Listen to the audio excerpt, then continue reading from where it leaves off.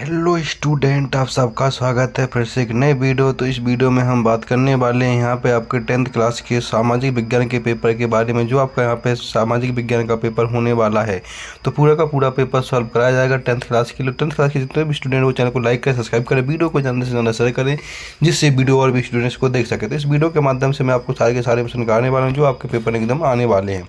तो आप यहाँ पर देख सकते हैं कि आपको यहाँ पर सबसे पहले अपना ऊपर रोल नंबर डालना, ये आपके यहाँ आपके सामने सेट हो जाता है। इससे पहले ये भी सेट डाल देगा, उसको भी आपको यहाँ पर जरूर देख लेना है। इसमें टोटल 22 क्वेश्चन पूछे जाने वाले हैं और ये आपका यहाँ पे 2024-25 का पेपर है जो आपका यहाँ पर सामाजिक विज्ञान का होने वाला। 3 घंटे का आपको समय मिलने वाला और टोटल आपके यहाँ पे 75 नंबर का पेपर पूरा का पूरा ही होने वाला है सामाजिक विज्ञान का।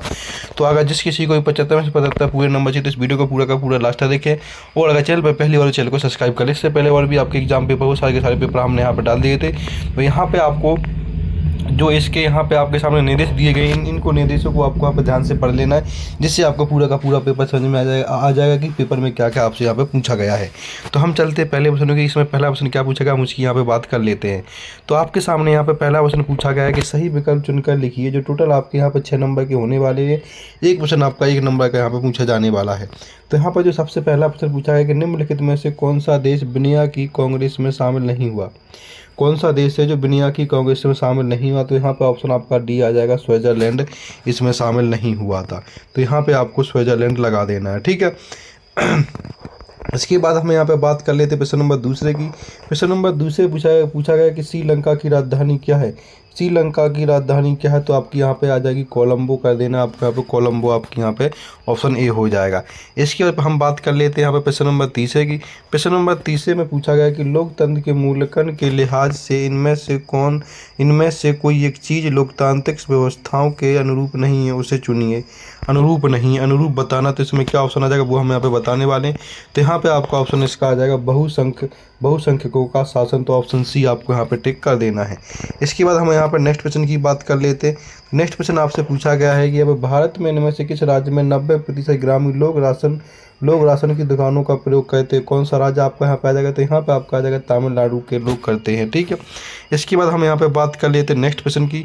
तो नेक्स्ट क्वेश्चन आपका यहाँ पे पूछा गया है कि हमें ही देश के लिए कुर्बानी देने के लिए क्यों चुना गया है, कथन किससे संबंधित है। तो यहाँ पे आपका ऑप्शन आ जाएगा बांध विस्थापित से संबंधित है, बांध विस्थापित से।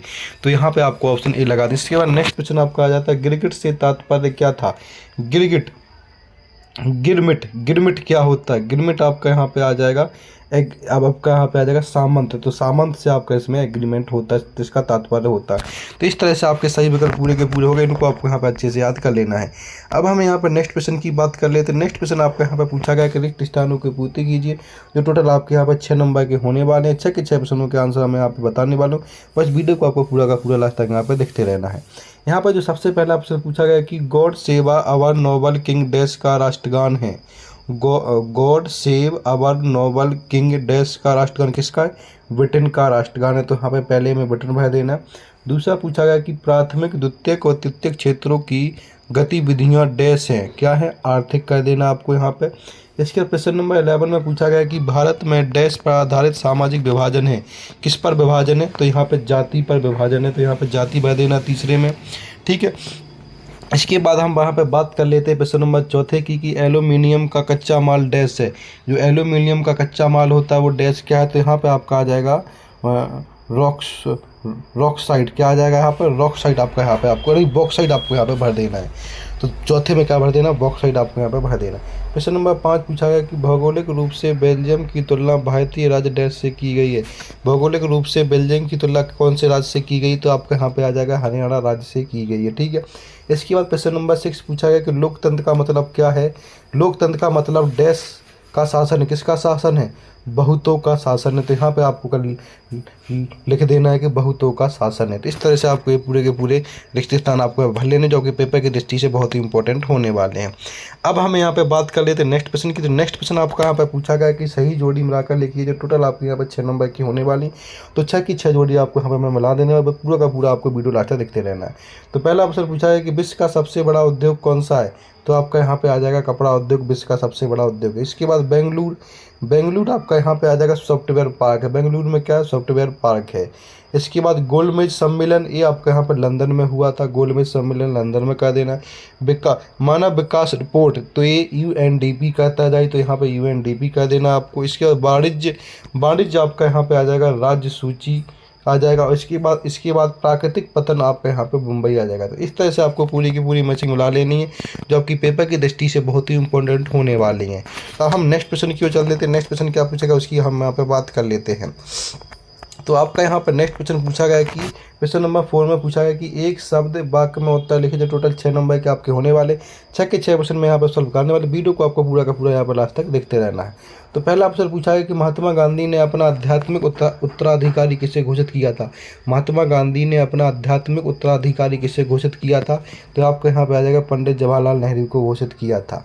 इसके बाद प्रश्न नंबर दूसरा पूछा गया है कि एक लैगून के मुहाने पर स्थित प्राकृतिक पोतावय का नाम लिखिए, तो आपका यहाँ पे आ जाएगा चिल्का झील। कौन है, मुहाने लैगून कौन सी है, चिल्का झील, तो दूसरे में चिल्का झील लिख देनी है।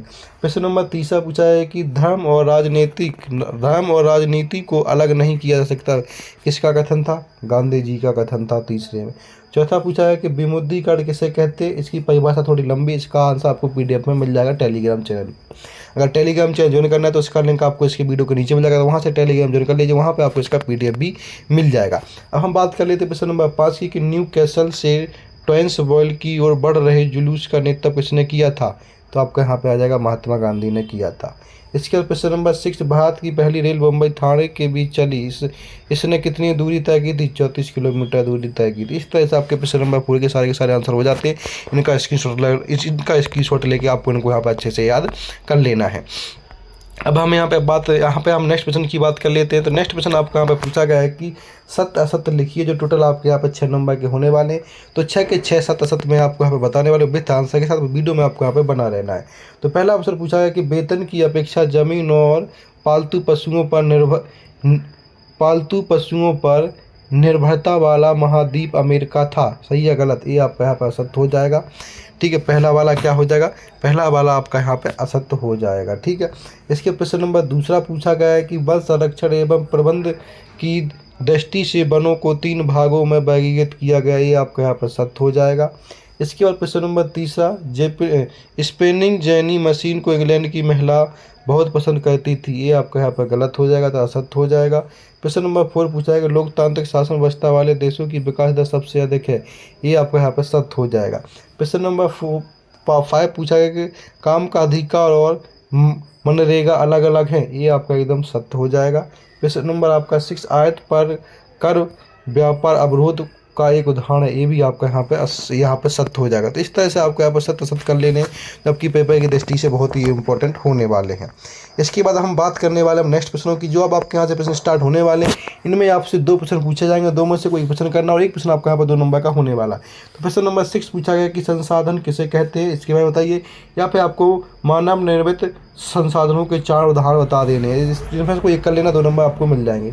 प्रश्न नंबर 7, उपनिवेशिक काल में समाजवादी शासक अपने उपनिवेशों के संसाधनों का शोषण करने में क्यों सफल रहे, ये इसके बारे में आपको यहाँ पर बता देना है। ठीक है, इसके बाद आपके सामने यहाँ पर 7 का अथवा वाला देखेंगे, इसमें पूछा है कि नवीकरण और अनवीकरण सिद्धांत किसे कहते हैं, इसके बारे में बता दीजिए।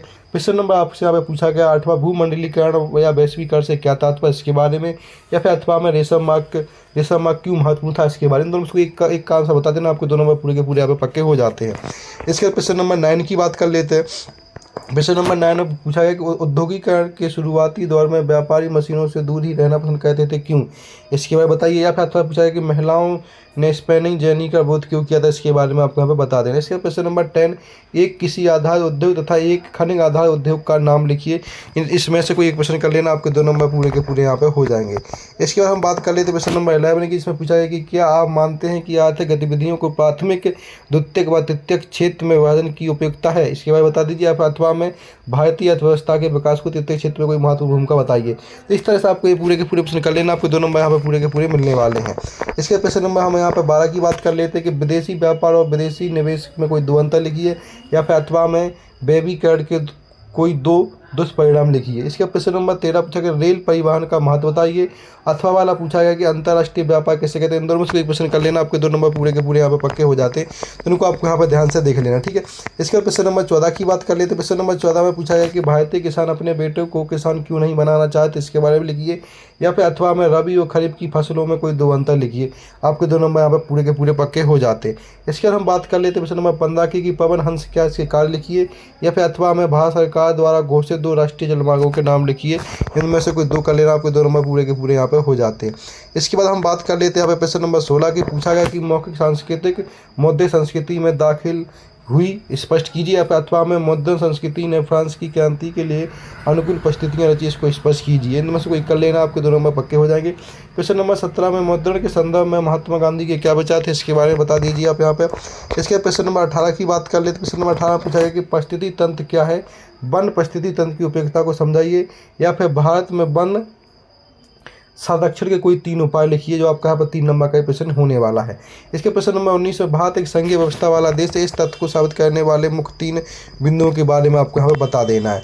इसके प्रश्न नंबर 19 का देख लीजिएगा, 19 का आंसर है, 19 का प्रश्न है आपको बता देना है। प्रश्न नंबर 20 वाला देख लीजिए, इसको भी आपको कर लेना, आपको 3 नंबर का प्रश्न यहाँ पे होने वाला है।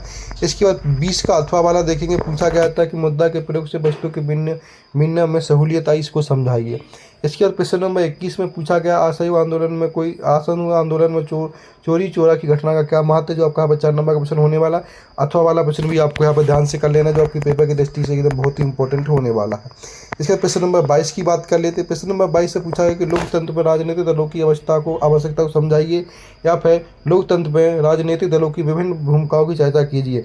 प्रश्न नंबर 23 में भारत के मानचित्र में दिखाना इनके नाम के कहाँ आपको मिलने वाले, जो आपका 4 नंबर का पेपर है होने वाला।